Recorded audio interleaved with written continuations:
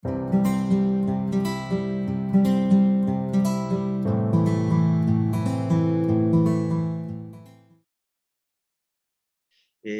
hablando del tema de las sectas, ya hemos avanzado, estamos viendo más que todo como más que detenernos a estudiar cada secta, lo cual implicaría un esfuerzo muy grande porque cada grupo tiene sus particularidades y las doctrinas que hay que mirar. Estamos viendo como los principios básicos que nos permiten como identificar las marcas de una secta. La semana pasada estuvimos considerando dos puntos muy importantes que fue eh, la pretensión de descubrimientos especiales. O sea, casi las sectas terminan como descubriendo algo nuevo. Y a mí nunca se me olvidó una frase que dijo un teólogo una vez. No sé si se las dije la vez pasada. Si algo es nuevo, no es cierto. Y si es cierto, no es nuevo. O sea, dando a entender que esa búsqueda de novedades, al contrario, nos están llevando a cosas que realmente no son de la palabra de Dios. Incluso rompen con los contextos bíblicos. Entonces, incluso ustedes recuerdan que el Señor siempre que le hace un llamado al pueblo, le dice que vuelvan a las sendas, ¿qué? Él le dice que vuelvan a las sendas nuevas. ¿O qué les dice el Señor? ¿Quién recuerda qué les dice el Señor? Antiguas. Regresen a las sendas Antiguas. antiguas. ¿Sí ves? Antiguas. O sea, dándonos a entender de que lo novedoso es muy peligroso. ¿Sí? Entonces, vamos a hablar hoy y el otro tema que vimos, que ustedes ya lo están viendo, acordamos que toda secta tiene una imagen desdibujada de Jesucristo, ya sea de su humanidad o ya sea de su divinidad. O sea, toda secta por lo regular distorsiona la imagen de Jesús. No solo su imagen, su obra, ¿sí? Su obra también. En el caso de los adventistas, con su énfasis en guardar la ley y especialmente con el día sábado, con el que hacen un énfasis impresionante, la pregunta es, yo sé que el Señor no vino a abrogar la ley, sino a cumplirla, pero ¿cuál es el verdadero significado del sábado? ¿A qué se refiere el escritor de Hebreos cuando habla de un reposo y habla de que el Señor es Señor del día de reposo y habla de que el día de reposo fue hecho por causa del hombre y no el hombre por causa del día de reposo? Entonces esas expresiones bíblicas nos deben permitir poder discernir qué es lo que la escritura dice sobre el particular. Bueno, el día de hoy vamos a considerar otro punto que se llama la atención bíblica segmentada, así la vamos a llamar. Atención bíblica segmentada. ¿Qué queremos decir con esto? Por eso lo que queremos decir es que una secta se va a enfocar en un solo punto de la escritura o va a segmentar la verdad y se va a ocupar de un solo tema y pareciera que los otros temas no importan, no son relevantes. Entonces les doy un ejemplo concreto. El Mira, esta comunidad llamada el Mira, ¿en qué doctrina segmenta toda su enseñanza? Si alguien conoce este grupo, ¿en qué se basan ellos? ¿Cuál es la esencia de su mensaje? No sé, como mucha prosperidad. Bueno, la prosperidad, pero también hay otro punto importante. Profecía. La profecía. Ese es el punto clave de ellos, la profecía. Entonces usted va allá porque allá le profetizan, porque usted está sentadito allá y alguien se le acerca y le habla al oído y le dice lo que el Señor le quiere decir. Y entonces todo el mundo vaya todos los días allá a esperar que le digan la profecía. ¿Qué es lo que el Señor tiene para mí? Y ustedes han visto que es un grupo numeroso. Yo una vez le preguntaba al Señor, uy, Señor, ¿cómo hace el error para crecer de esa manera tan impresionante?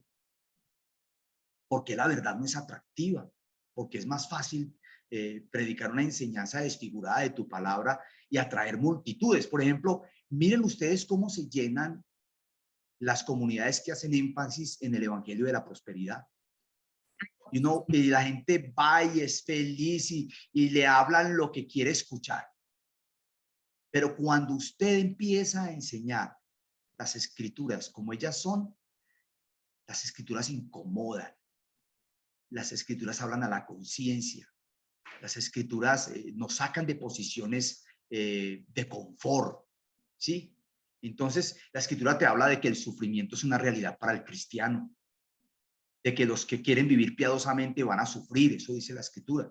Pero el Evangelio de la Prosperidad dice que no, que te van a venir bendiciones, que pacta con Dios, que Dios tiene lo mejor para ti, que hemos sido llamados a ser ricos, que hay una cantidad de enseñanzas impresionantes que rodean. O sea, toda secta segmenta la parte de las Escrituras que quiere enseñar.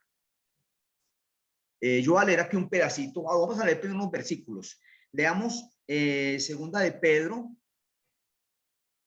a ver si capítulo 1, 20 al 21. Segunda de Pedro, capítulo 1, 20 al 21.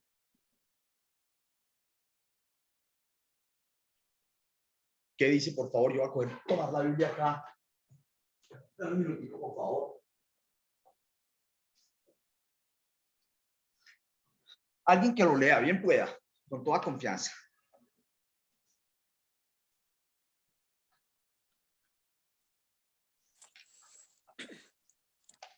Entendiendo primero esto, que ningún profeta de la Escritura es de interpretación privada, porque nunca la profecía fue traída por voluntad humana, sino que los santos hombres de Dios hablaron siendo inspirados por el Espíritu Santo.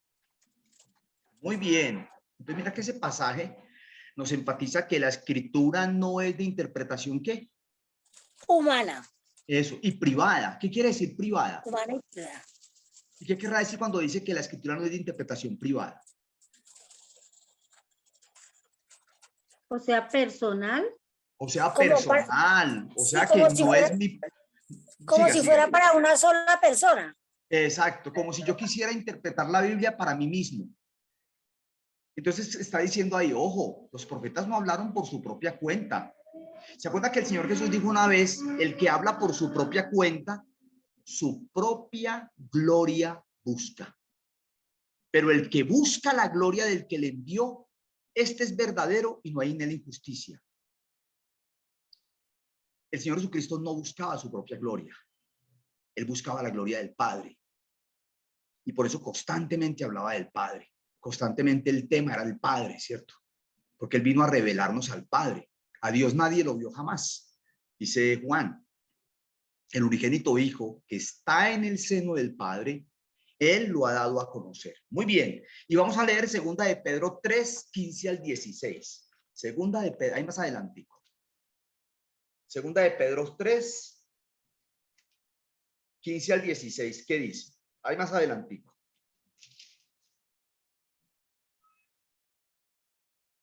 ¿Qué dice? Dice, y tener entendido que la paciencia de nuestro Señor es para salvación, como también nuestro amado hermano Pablo, según la sabiduría que le ha sido dada o os ha escrito.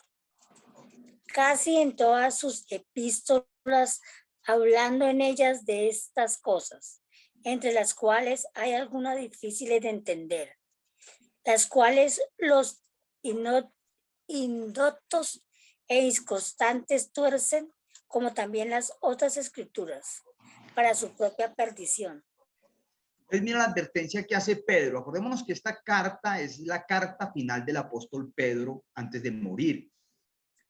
Y Pedro habla del apóstol Pablo acá y dice que Pablo nos ha escrito según la sabiduría que el Señor le dio y que casi en todas sus epístolas, hablando en ellas de estas cosas, entre las cuales el mismo Pedro dice, hay algunas difíciles de entender.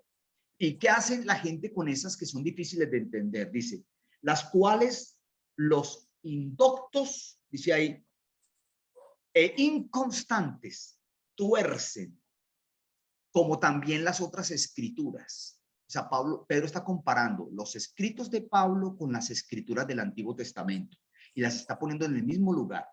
Y está diciendo, ojo con estas personas indoctas. ¿Qué es un indocto? Una persona que no es docta, o sea, que no es experta, que no es estudiosa, que no conoce la palabra de Dios.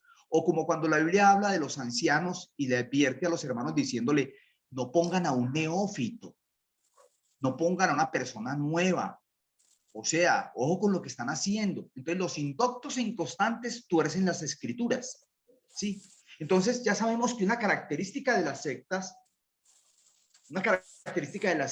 es segmentar la verdad, o sea, escoger las partes de la Biblia que ellos quieren enfatizar. Escogen las partes de la Biblia que ellos quieren enfatizar. Segmentan las escrituras. Bueno, yo voy a leer aquí una frasecita. Dice, cuando un grupo desarrolla una interpretación teológica o doctrinal que toca solo de un modo mínimo el énfasis bíblico central y que en su mayor parte y que deja fuera la mayor parte de este círculo, se ha convertido en una secta.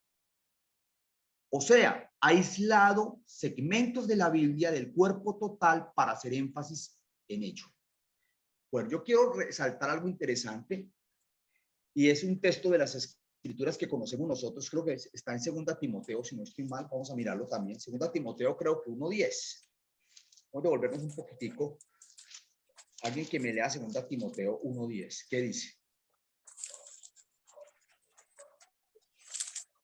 Perdón un momentico si estoy bien ubicado acá. Espérate un momentico que creo que es más adelantico. Así ya, qué pena. Ese es 2 Timoteo 3:15 al 16. ¿Qué dice? 2 Timoteo 3:15 al 16. Y que desde la niñez has sabido las sagradas escrituras, las cuales te pueden hacer sabio para la salvación por la fe que es en Cristo Jesús. Toda la escritura es inspirada por Dios y útil para enseñar, para redarguir, para corregir, para instruir en justicia. Bueno, miren lo interesante. ¿Qué es la frase clave del versículo 16? Entonces yo podría preguntarles, ¿qué parte de la escritura es inspirada por Dios y útil? ¿Hay alguna parte, alguna porción? ¿O qué dice el texto? Toda. Toda la escritura. O sea que cuando usted vea que un grupo constantemente predica sobre uno solo tema y se vuelve monotemático y aísla el resto de la verdad de Dios, ahí es donde usted puede identificar una secta. Una secta prácticamente se detiene en un solo tema, se vuelve monotemática y se encierra en ese tema. Por ejemplo, ¿cuál es el tema que ocupa la mente de los adventistas del séptimo día? Incluso hasta el nombre lo está diciendo. ¿Cuál es el tema que ocupa la mente de ellos?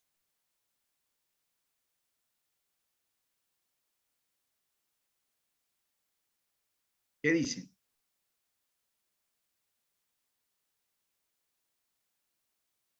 El día de descanso. El día de descanso. Listo. O sea, para ellos, si usted no guarda el sábado, incluso ellos consideran que esa es la marca de la bestia. ¿Cómo le parece? Cuando usted empieza a leer sobre profecía para ellos, el no guardar el sábado, mejor dicho, es incluso, y uno dice, no, pero es que ellos creen en Jesucristo, ellos hablan del Señor y todo eso. Pero, ¿qué énfasis hacen en el sábado?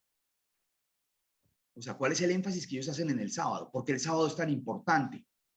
Entonces, si usted se detiene, se va a dar cuenta que una secta se ocupa de un segmento de la palabra, no más, se queda ahí y no sale de ahí.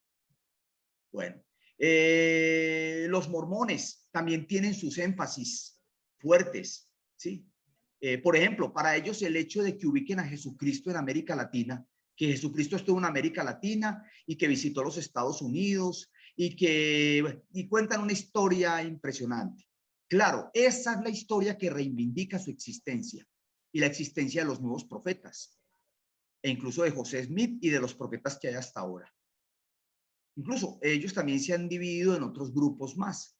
Si alguno tuvo la oportunidad de ver con detenimiento el especial de Netflix de Ese Dócil, ese es un grupo fundamentalista de los mormones que hacen énfasis, ese grupo, por ejemplo, hace énfasis es en el matrimonio celestial. Entonces, y qué increíble, cogieron a las mujeres y las convirtieron en esclavas sexuales. Y entonces su líder máximo llegó a tener 65 mujeres. Casaban a las menores de edad a capricho de ellos. No, le cuento que cuando uno ve todo lo especial, dicen, no, es increíble que... Y la gente sigue ahí creyéndole al líder, creyendo que ese profeta es, no, ese es el que el Señor mandó, y escuchan, beben sus palabras como si fueran las propias palabras de Dios. Toda secta se caracteriza por aislar partes de la verdad de Dios y centralizarlas como el tema principal, ¿cierto? Entonces, ojo con esto, hermanos, que este es un distintivo clave. La verdad de Dios es progresiva. Y la verdad, por ejemplo, en estos días me encontraba con unos amigos y estábamos hablando de un tema acerca de un grupo de hermanos. Y entonces un hermano decía, hermano, ya no tenemos por qué evangelizar. La iglesia no tiene por qué evangelizar porque esa misión ya se cumplió. Esa misión la hicieron los 12 apóstoles. Y entonces yo me pongo a pensar, bueno, y entonces textos que dicen que nosotros fuimos escogidos para anunciar las virtudes de aquel que nos llamó de las tinieblas a su luz admirable. O sea, que si nuestra misión es que los demás conozcan del Señor. Entonces, hacen unos énfasis segmentados y se quedan ahí y destruyen el otro cuerpo de la verdad o no lo tienen en cuenta. Por ejemplo, ese grupo que se llamaba, no sé qué habrá pasado con ese grupo, si siguió funcionando o no, Creciendo en Desgracia. Creo que más bien se llamaban Creciendo en Gracia, pero era Creciendo en Desgracia. ¿Y se acuerdan ustedes que Jesucristo supuestamente era un señor que estaba casado y que tenía a su esposa, y resulta que este murió de alcoholismo, murió de cirrosis? Y yo tengo amigos míos personales que salieron de comunidades cristianas y se fueron a estos grupos. Y no, la gracia de Dios. Dios te ve perfecto en Cristo y puedes pecar. No hay problema porque tú ya eres perfecto en Cristo. Y parecía como un énfasis en la gracia de Dios muy bonito. Y ellos incluso trataron de destruir, quitar de la palabra de Dios algunos libros que los incomodaban. Porque ellos decían, no, el único que enseñó gracia fue fulano de tal, nadie más enseñó gracia. E increíble, personas terminaron creyendo en ese señor. Él murió hace poco. No, ya creo que hace varios años, pero hace poquito me contaba alguien que la esposa terminó ocupando el lugar de él, y entonces que ya no es Jesucristo, sino que la señora ocupa un lugar relevante también, y es la que Dios dejó, y ahí sigue la gente. Yo a veces pienso, increíble que siga la gente creyendo en estas personas que distorsionan las escrituras. Entonces, la verdad de Dios debe ser considerada en su totalidad. La escritura dice en un salmo que la suma de tu palabra es verdad. La suma de tu palabra es verdad. Una incomprensión de las verdades claves de quién es Dios, de cómo es Dios, de quién es Jesús, de quién es el Espíritu Santo, de qué es la salvación, la doctrina de la salvación, la doctrina de la santificación, la angeliología. Estoy hablando de las doctrinas de teología sistemática, unos compendios de temas que están en las teologías sistemáticas, que han sido el esfuerzo de hermanos de estudiar las escrituras por mucho tiempo para hacer comprensible la verdad de Dios a la iglesia. ¿Sí? Hoy me llegó una frase que me llamó la atención, se las voy a leer, la puso una hermana en un chat, entonces me llamó la atención y se las voy a leer en este momento. En un minutico me ubico acá en el chat y la leo. Un momentico que está acá, ya la voy a buscar. Dice así: el mandato de la iglesia es mantener la doctrina y el orden verdadero. La iglesia sin estas cualidades esenciales no es, según la define la Biblia, una iglesia verdadera. Albert Mohler. Hermanos, hay un cuerpo de la verdad que la iglesia debe conocer. Hay una sana doctrina que la iglesia debe conocer y en la cual debe ser instruido. Pero la iglesia no puede dejarse arrastrar por verdades segmentadas. Cuando se hace énfasis en un solo tema, por ejemplo, el evangelio de la prosperidad, el énfasis es sencillamente el decirte que no tienes por qué sufrir, que el Señor te ha hecho para reinar, que pacta con el Señor, que el Señor, mejor dicho. ¿Y qué pensar del grupo de Brasil, de este señor Macedo, que es súper fuerte también a nivel mundial? Pare de sufrir, ¿sí? Pare de sufrir. O sea, el sufrimiento no tiene que ver contigo, y establecen días especiales para hacer cantidades de ritos especiales para, hoy es de sanidad, mañana es de no sé qué, pasado mañana no es de qué, ¿sí? Entonces, hermanos, no seamos ingenuos. Hay un cuerpo de verdad, hay una doctrina que hay que estudiar, hay una enseñanza que está en las escrituras, y la Biblia lo llama la sana doctrina.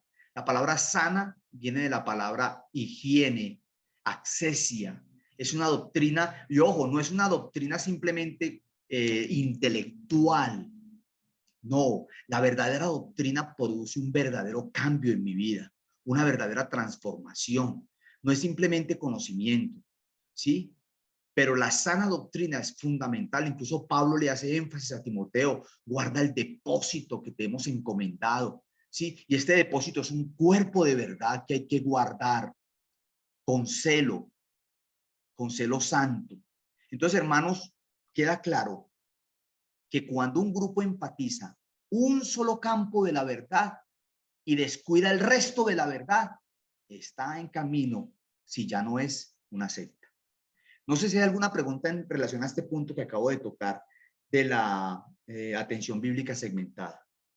Quiero como dejarles como para, si quieren preguntar algo. Disculpe, atención, ¿qué? No, atención bíblica segmentada. O sea, es como cuando tomamos solamente un pedacito de la verdad de Dios. De la verdad entre comillas, porque lo que hacemos es torcer esa verdad. Atención bíblica segmentada, o sea, tomar la Biblia por pedacitos. Debemos... Gracias. Sí, diga, hermana, bien pueda, la escucho. No, era que no había escrito bien el tema. Tranquila, hermana, no hay problema. Yo sí quería Bueno, preguntar algo, hermana. Dale. Yo tengo una amiga que ella se fue de acá y entró a una iglesia, y esa iglesia todo el tiempo hablan es de Jesús es el Cristo, Jesús es el Cristo, y que ya no hay ninguna otra doctrina en la cual las personas, o sea, que vino esa doctrina, por ejemplo, a Colombia, y que ahí en adelante empezó como tal la salvación para Colombia. Yo siempre me he preguntado, ¿ellos están en una secta? Pues, hermana, cuando usted dice nosotros somos y nadie más es Sí, una secta. sí. Es una secta. Porque es un elemento de exclusión. O sea, otro distintivo de una secta es que si tú no estás acá, tú no perteneces a la iglesia del Señor. Nosotros somos la única iglesia del Señor, nadie más. Ese elemento de exclusión y de elitismo muestra claramente un avance hacia el sectarismo, ¿sí? Entonces, hermana, cuando uno dice, no, es que, entonces, por ejemplo, es como si los mormones nacen en el siglo XVIII. Los adventistas también nacen a la par con ellos, mormones, adventistas, incluso el movimiento de la carpa, que se llama ahora, antes con el hermano William Branham, ¿sí? Y ahora con un señor, es que no me acuerdo el nombre de él, si es, se me olvidó el nombre de esta persona que lo reemplaza ahora, que es muy importante, el de la carpa, ¿sí? Y la gente se sienta a escuchar solamente los mensajes de esta persona, las proyecciones de él, los videos de él, los escritos de él, porque es como si la verdad de Dios pasara por ellos. O sea, la verdad de Dios solamente se tiene en cuenta cuando el filtro es un profeta o un hermano iluminado, que es el que dice que es lo que dice la escritura. Los demás no pueden decir nada. Entonces, los escritos de esos hermanos son considerados muy valiosos. Recuerden lo que yo les decía la vez pasada. Los mormones tienen la Biblia más el libro del Mormón, pero el que vale es el libro del Mormón, no la Biblia. Los adventistas tienen las escrituras más los escritos de Elena de White, pero se rigen por los escritos de Elena de White, aunque estudian las escrituras, ¿sí? Y los testigos también Y cargan. los testigos de Jehová también tienen sus escritos, la atalaya y lo que ellos publican, ¿cierto? Y ojo, y tienen su propia distorsionada escritura, porque ellos se atrevieron incluso a distorsionar las escrituras. Entonces, cuando uno le dice, no, ve, hermano, es que hay que leer los escritos de Julano porque es que ahí es donde se entiende la verdad de Dios, van camino a una secta. Ajá. Van camino a una secta porque es que es que la palabra, no lo acabamos de leer, que ninguna interpretación de las escrituras es interpretación privada. O sea, que el hermano que se atribuye, no, es que yo soy el que digo qué es lo que dice ahí. ¿Cómo así, mi hermano? Que usted es el que dice qué es lo que la escritura dice.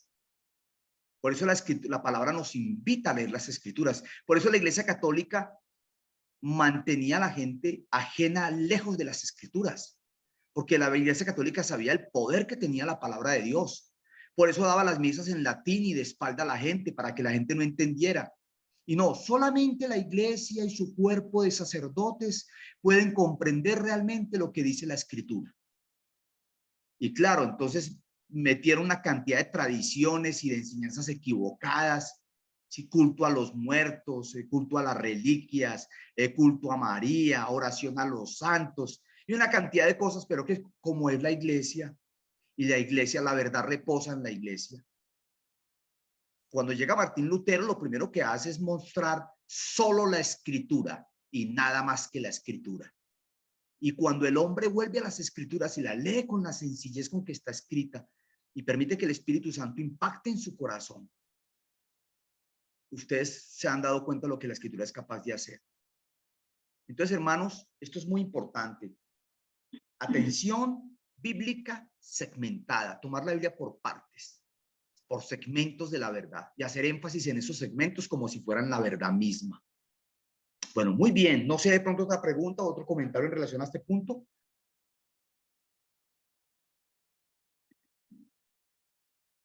¿Alguna otra pregunta o estamos bien? Bueno, vamos a continuar con el siguiente punto. Este siguiente punto es tremendo. Yo agradezco que ojalá puedan ver el especial de Sé Dócil de Netflix, porque prácticamente van a ver dibujadas ahí todas estas marcas que hemos mencionado en este estudio. ¿Y cómo te parece que una de las cosas que caracterizan a secta es la esclavitud a la estructura organizada? Ya, para una persona salir de una secta es impresionante. Algunos tienen que dejar, y perdónenme que use esta expresión, del pellejo. Salen despellejados de allí. O sea, para unos abandonar esas sectas, imagínense, donde toda la vida han caminado y les han enseñado esas falsas enseñanzas. Para ellos renunciar a esas sectas es muy difícil. Yo siempre digo que un hermano debería primero entrenarse en evangelizar a personas no creyentes.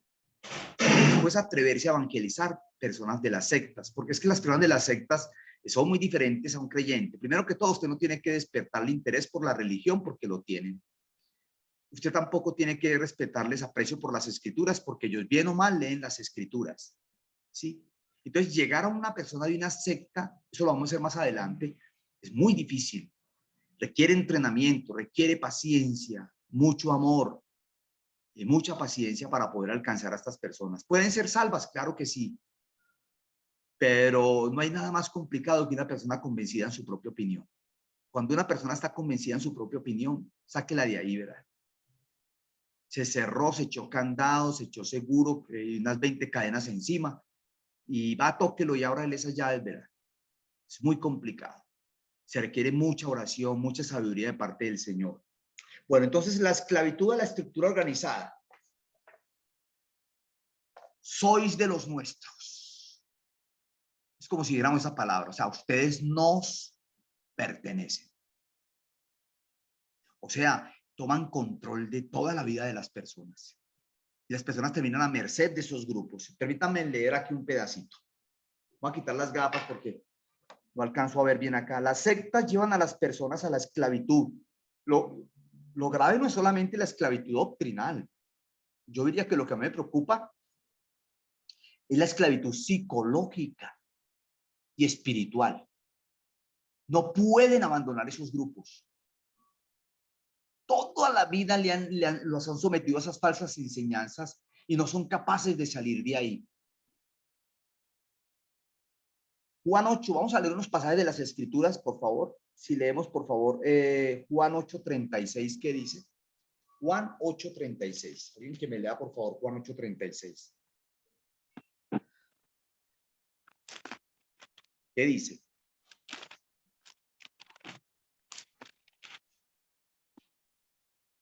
Juan 8:36.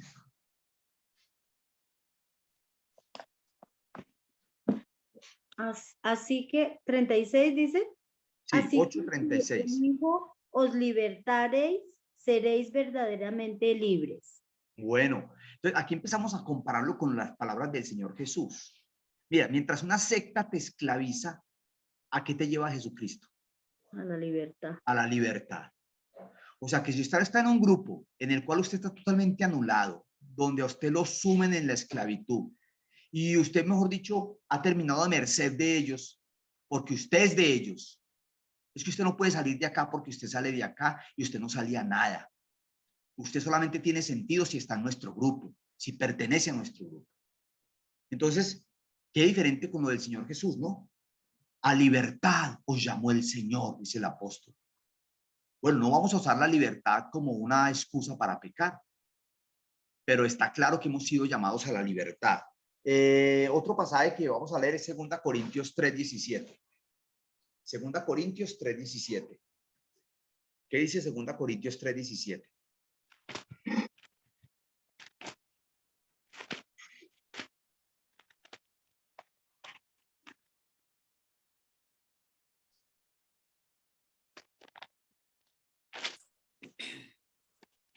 Porque el Señor es el Espíritu, y donde está el Espíritu del Señor, allí hay libertad. Ah, ¿cómo le parece? Donde está el Espíritu del Señor, allí hay libertad. Muy bien, interesante, ¿no? Esa es el trasfondo bíblico. Romanos 14:5. Romanos 14:5. ¿Qué dice? Alguien que lea Romanos 14:5.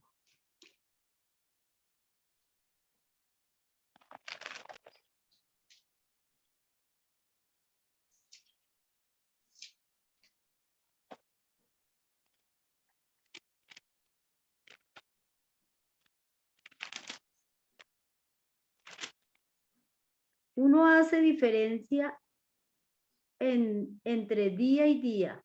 Otro juzga igual todos los días. Cada uno esté plenamente convencido en su propia mente.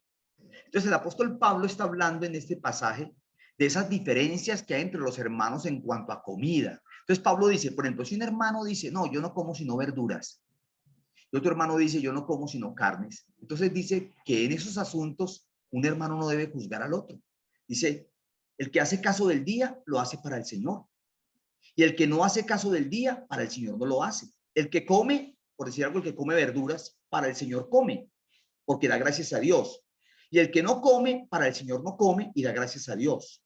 Entonces, lo interesante de esto es ver que en verdad, porque acuérdense que nos encontrábamos con los gentiles que comían de todo y ahora pasan a reunirse en una misma iglesia, como iglesia en el Señor, porque se vuelven un solo cuerpo, judíos y gentiles, con judíos que no comen sangre, que no comen determinado tipo de animales. Y Pablo empieza a mostrar a los hermanos que el Señor nos ha llamado a libertad y a respetar la conciencia del otro. ¿Sí? Ojo que esto no tiene que ver con doctrinas fundamentales, tiene que ver con asuntos de conciencia más bien. Ese hermano, yo no me quiero vacunar. Listo, mi hermano, respetamos su punto de vista. Hermano, yo me voy a vacunar. Listo, hermano, no hay ningún problema. Pero cuando usted toma esa enseñanza para imponerla a uno, sin ponerla a otro, sin juzgar al uno y juzgar al otro, sin respetar la conciencia del hermano, ahí estamos entrando en un terreno que no es correcto.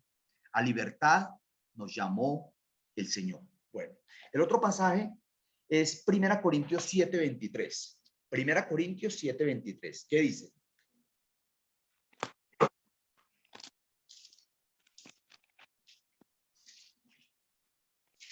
Primera de Corintios 7:23.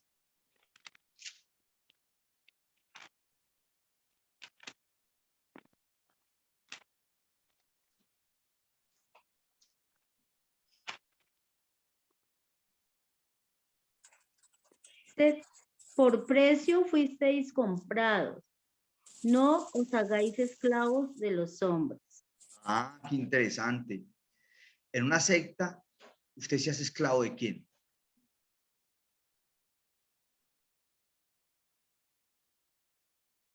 Usted se vuelve esclavo de los hombres. ¿Sí? Y el Señor nos ha llamado a libertad. Otro pasaje que vale la pena leerlo es Gálatas 5:1. Gálatas 5:1. Romanos, creo que sigue después Gálatas. No, Romanos, perdón, más atrasito. Más adelantico, perdón. Romanos, 1 Corintios, 2 Corintios, Gálatas. Gálatas 5:1, ¿qué dice?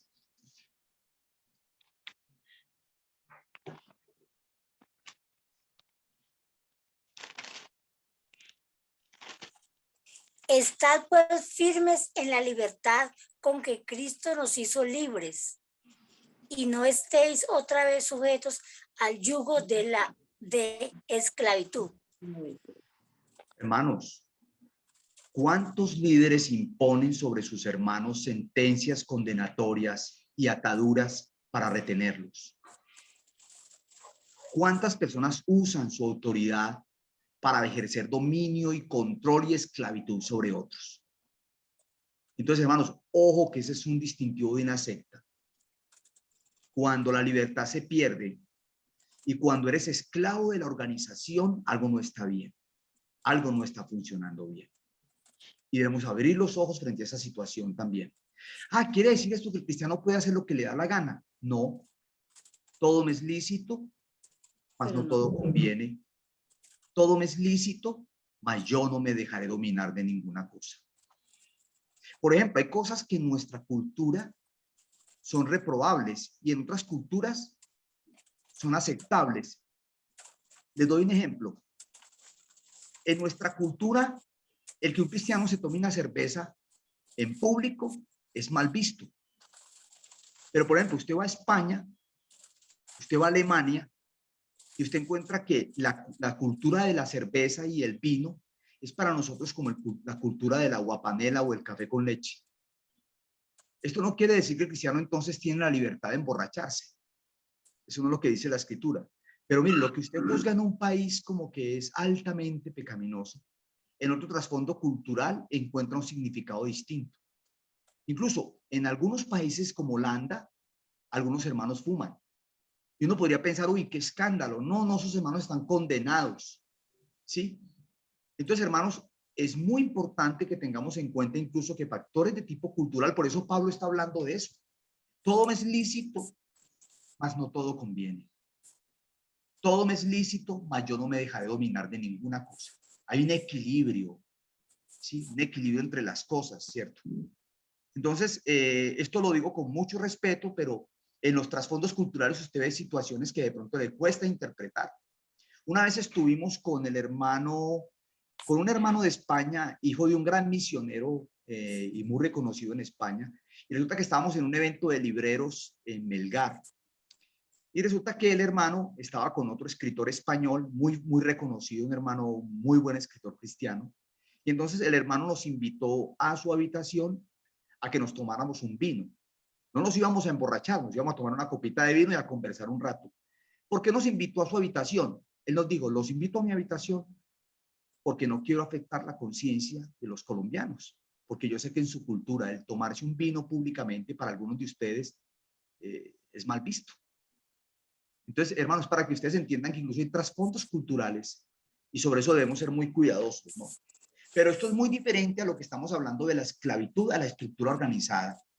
Cuando una estructura organizada nos reclama como sus dueños, ustedes nos pertenecen. Y los hermanos no pueden salir de ahí y los manipulan espiritualmente. ¿Sí? Incluso les hacen llover el cielo y el infierno encima y ataduras y todo. Te ato en el nombre del Señor y yo declaro que te va a ir mal. Y imagínate una situación de esas, dicha por una persona que uno le tiene mucho respeto porque lo considera su líder. ¿Y dónde dice las escrituras que eso se debe de hacer? ¿Ah? Si a un fornicario de 1 Corintios 5, a quien Pablo con la autoridad apostólica entrega a Satanás, en la segunda carta de Pablo a los Corintios, Pablo prácticamente habla de la necesidad de recibir al hermano. Vosotros más bien debéis recibirle y consolarle para que no sea consumido de demasiada tristeza. La disciplina en las escrituras tiene como finalidad restaurar a un hermano. No es un castigo punitivo. Es un peligro cuando la disciplina se usa para castigar a los hermanos. La disciplina que no busca la restauración de un hermano no es disciplina, es castigo. y ninguna condenación hay para los que están en Cristo Jesús. Tristemente, hermanos, algunos líderes se arrojan la autoridad de esclavizar a sus hermanos. Y en esto debemos ser muy cuidadosos y abrir los ojos también, porque este es un distintivo de una secta, que se ejerce una autoridad sobre los demás, se les controla, se les domina, se les vigila. Bueno, algo impresionante. Si ven la secta C2, se van a dar cuenta de lo que estoy hablando, de todo el control que hicieron, incluso con la manera de vestir y con mucha cantidad de cosas. Lo voy a leer acá una frasecita, dice. Las sectas pretenden aprovecharse y sacar ventaja de los más débiles, física, mental o espiritualmente. Reúnen a las personas alrededor de ellos y no del Señor. Pedro tenía una consigna muy interesante. Vamos a leer este versículo de Pedro, Primera de Pedro 5:3. Primera de Pedro 5:3. Vamos a ver a Pedro como apóstol. Pedro es un apóstol, pero como apóstol, cuando él llega a su iglesia local donde él existe, se comporta como anciano y empieza a hablar a los hermanos de una manera muy bonita Primera de Pedro 5:3. ¿Quién lo lee, por favor? ¿Qué dice? Primera de Pedro 5:3. Leamos desde el 2.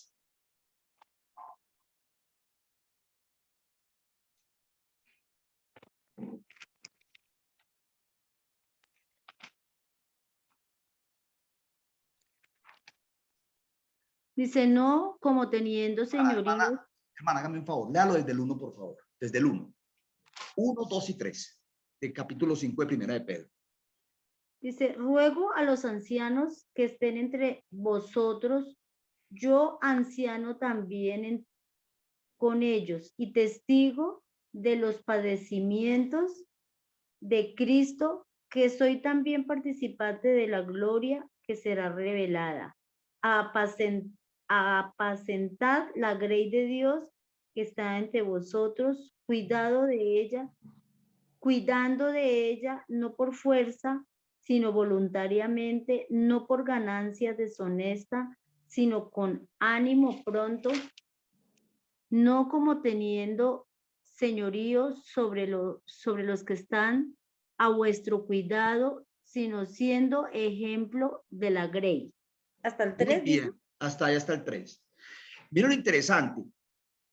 Pedro es apóstol, pero mire que Pedro está escribiendo a los hermanos y les dice, ruego a los ancianos, está hablando a los hermanos maduros que están cuidando de la iglesia. Incluso podemos llamarlos también pastores, porque en el versículo 4 él dice, cuando aparezca el príncipe de los pastores, le habla a los ancianos, vosotros recibiréis la corona. La corona, bueno, era acá la parte que dice, la corona incorruptible de gloria. Entonces Pablo le habla a los ancianos y le dice, ruego a los ancianos que están entre vosotros. Mire, me gusta esta frase. Mire que Pablo no dice, ruego a los ancianos que están sobre vosotros. Si ve la frase, no es sobre ustedes, sino como. No dice sobre, entonces ¿cómo dice? Entre vosotros. Ay, ¿qué significa entre? ¿Qué querrá decir si no dice sobre, sino entre? ¿Qué quiere decir? Con ellos o no sé. Los que llevan el liderazgo no están sobre los hermanos, están entre los hermanos. ¿Sí notan la diferencia? No es una posición de autoritarismo ni de jerarquía. La Biblia no enseña la jerarquía. Yo sé que esto es duro aceptarlo, pero la iglesia no es una empresa. Aquellos que han convertido la iglesia en una empresa con presidente, vicepresidente y han hecho todo un staff, no han comprendido bien qué es la iglesia. Pedro le habla a los ancianos y mire que Pedro es apóstol. Pedro no dice, ruego a los ancianos que están entre vosotros, yo el apóstol, también sobre ustedes. No, yo anciano, también con ellos. Se pone en el mismo lugar de los hermanos y testigo de los padecimientos de Cristo. Y entonces les da una orden. Estos ancianos son pastores. ¿Sabe por qué son pastores? Porque mire que Pedro los manda a apacentar. Dice, apacentar la grey de Dios. La grey de Dios es el rebaño. Apacienten la grey de Dios que está entre vosotros. no en la que ustedes están encima de ellos. Cuiden de ella, no por la fuerza. O sea, no los dominen. No por la fuerza, no cuiden a los hermanos dominándolos, sometiéndolos, esclavizándolos, sino como voluntariamente. Y también hace otra advertencia, no por ganancia deshonesta. O sea, no conviertan la piedad en una fuente de ganancia, sino con ánimo pronto. No como teniendo señorío sobre los que están a vuestro cuidado, sino siendo ejemplos de la grey. Mira qué interesante esto, ¿no? Entonces, y habla del cuidado, porque es que, como cuando Pablo habla, creo que es Pablo habla de los requisitos del anciano, dice una frase muy bonita, dice, que sepa gobernar bien su casa. Porque el que no sabe gobernar bien su casa, no puede, dice el apóstol Pablo, el que no sabe gobernar su propia casa, ¿qué es lo que no puede hacer? No puede cuidar de la iglesia del Señor. La iglesia del Señor es para cuidarla, no para esclavizarla, no para someterla. Hay que poner mucho cuidado con esto, que incluso el mismo Pedro, siendo apóstol, se ve como un anciano entre los hermanos, sirviendo a los santos, apoyando a los hermanos. Entonces, en las sectas usted va a encontrar esa estructura organizada que ejerce control sobre los demás y los domina. Tercera de Juan 9 al 10, por favor. Tercera de Juan 9 al 10. Aquí hay una advertencia que ya vamos a terminar, que Juan nos hace sobre algo que estaba pasando en una iglesia. En la tercera epístola de Juan. ¿Qué dice Juan 9 al 10? Tercera de Juan, verso 9 al 10. Yo he escrito a la iglesia, pero Diótrefes, el cual le gusta tener el primer lugar entre ellos, no nos recibe. Por esta causa, si yo fuere, recordaré las obras que hace parloteando, ¿qué será? Parloteando. Sí, parloteando con palabras malignas contra nosotros. Y no, ¿cómo le parece? Y no contento con estas cosas, siga. No recibe a los hermanos y a los que quieren recibirlos se lo prohíbe. Y los ¿cómo le parece el problema que tiene Juan ahí en una iglesia, no? Hay un hermano que le gusta ocupar, ¿qué dice la Biblia? El cual quiere tener, ¿qué? Le gusta tener el primer lugar entre ellos. El primer lugar. Es que usted no sabe quién manda acá. Un hombre que demanda la autoridad, no la tiene. La autoridad no se demanda. La autoridad se tiene o no se tiene porque la autoridad viene del Señor. Es como cuando los hermanos de Moisés lo cuestionaron porque él estaba viviendo con una mujer negrita, con una cusita. ¿Se acuerdan ustedes? Sí. Pero ¿sabían ustedes que no lo estaban acusando por eso? Estaban preocupados por la preeminencia que Dios le había dado a Moisés. Es que solamente por Moisés puede hablar Dios. ¿Se acuerdan lo que le pasó a María, la hermana de él? Y dice que Moisés se quedó callado y no dijo absolutamente nada. Cuando un hombre tiene autoridad, guarda silencio, porque sabe que si alguien lo cuestiona, será Dios quien salga al respaldo. Él no saldrá al respaldo. Así hizo Dios con Moisés. Si usted lee el texto, Moisés no dijo absolutamente nada, se quedó callado. Inmediatamente habló el Señor. Yo cuando hable con cualquiera, hablaré de esta forma, pero con mi siervo Moisés hablaré cara a cara. Y dice que María quedó leprosa y retrasó la marcha del pueblo de Dios en el desierto. Tuvieron que esperarla hasta que se aliviara. Ese no era el problema de la mujer cusita. El problema era que cuestionaban el por qué Dios actuaba con Moisés de una manera diferente a como actuaba con ellos. Entonces, hermanos, este tema de la autoridad es muy importante tenerlo en cuenta porque lastimosamente el tema de la autoridad ha sido mal entendido y en una secta sí que se utiliza mal. Porque como este es el profeta, este es el iluminado, este es el ungido, este es el líder, este es el que habla en nombre de Dios, entonces nadie lo puede cuestionar. Y mire que Juan le dice, cuando yo vaya, dice Juan, dice, Yo he escrito a la iglesia, pero Diótrefes, al cual le gusta tener el primer lugar entre ellos, no nos recibe. No le parece, no recibe al apóstol Juan. Por esta causa, si yo fuere, recordaré las obras que hace parloteando. Parloteando es como pavoneándose como un pavo, con palabras malignas contra nosotros. Miren, se hablaba pestes del apóstol Juan. Y no contento con estas cosas, Diótrefes no recibe a los hermanos. Y a los que quieren recibirlos se los prohíbe y los expulsa de la iglesia. Y después les hace la advertencia: amados, no imiten lo malo, sino lo bueno. El que hace lo bueno es de Dios, pero el que hace lo malo no ha visto a Dios. Y también lo pone en contraste con otro hermano que se llama Demetrio. Por un lado está Diótrefes y por el otro está Demetrio. Todos dan testimonio de Demetrio y aún la verdad misma. Y también nosotros damos testimonio. Ya, es increíble, uno podría decir, pero uno no debería mencionar nombres propios. Mire usted cómo el apóstol Juan en esta carta pone en evidencia la actitud de Diótrefes y escribe una carta al anciano Gallo, un hermano que es responsable en esa localidad, y en la cual hay un hermano que se llama Diótrefes, pues, que está haciendo de las suyas, y también menciona a otro hermano llamado Demetrio.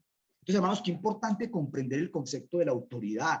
¿Quién quiere ser el mayor entre ustedes? ¿Qué tiene que ser? Dice el Señor. El que quiera estar por encima de mí, ¿qué tiene que hacer? El que quiera estar encima de los hermanos, ¿qué tiene que ser? Según el Señor Jesús. Ser servidor, servir. ¿Cómo le parece? Ser servidor. Entonces, ese es un distintivo de la, ¿cómo le parece? Un distintivo de que alguien tiene autoridad es que sirve. No lo sirven, sirve. Como el Señor Jesús. Por eso Pedro estaba tan indignado cuando el Señor le fue a lavar los pies. Es que era el rabí. Señor, tú me lavas los pies. No me lavarás los pies jamás. Si no te lavaré los pies, no tienes parte conmigo. Y el Señor, cuando termina la sesión de lavar los pies, le dice: señores, ustedes se han dado cuenta de lo que yo he hecho. Yo, su maestro, les he lavado los pies. Y empieza a dar la enseñanza de los reinos de la tierra. Algunos tienen, en las sectas, lo que hay no son pastores, sino dictadores. Hombres que han tomado la autoridad de Dios y la ejercen a su antojo, dominando, sometiendo y destruyendo vidas. Y como tienen sus mentes atrapadas, son personas débiles, los acaban, los destruyen. Entonces, hermanos, después continúo porque falta otro pedazo de esto, de este tema de acá, ¿cierto? Entonces quiero como dejar ahí la preguntita que siempre hago al final. ¿Qué aprendieron hoy? ¿Con qué se van hoy? ¿Qué les mostró el Señor?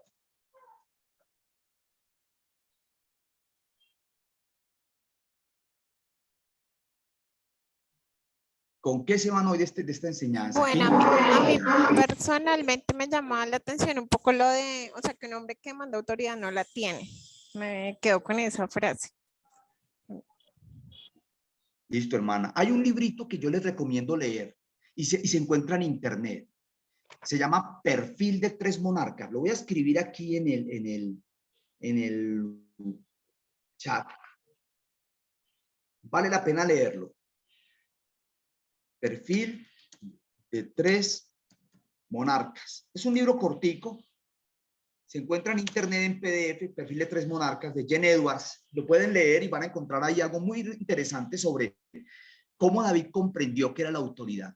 Y cómo David comprendió que si la autoridad Dios la tenía sobre él, ¿qué tenía que hacer David? ¿Demandar la autoridad o esperar en el Señor? Y van a ver una especie de obra de teatro de esa historia de David, contada con una magistralidad. El libro son como 42 capítulos, pero cada capítulo es cortico.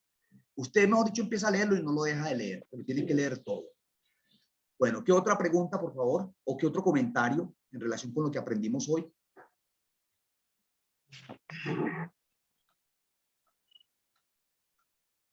Hermano, donde está el Espíritu del Señor, hay libertad para hacer la voluntad del Señor.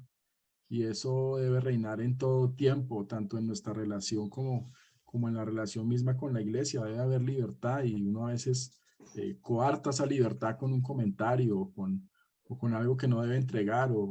Y hay libertad para hacer la voluntad del hermano. Muy bien. Donde está el Espíritu del Señor, allí hay libertad. Muy bien. ¿Qué otro tiene algún comentario para hacer?